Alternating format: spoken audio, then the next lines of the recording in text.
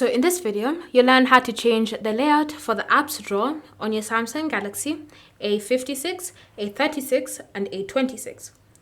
So if you want to change how the apps drawer looks like, then all you need to do is simply swipe up to access it. And then you want to tap on these three dots on the search bar like that.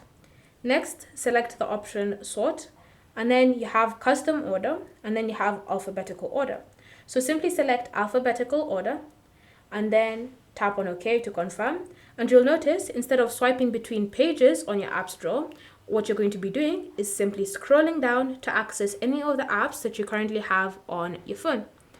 If you want to switch back to the custom order, which means having pages on your apps drawer, then just tap on the three dots, select sort, tap on custom order, and you'll switch back to the custom order of the apps drawer.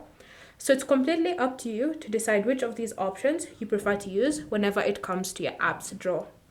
Thank you for watching. If you have any questions or comments, leave them down below and we'll get back to you.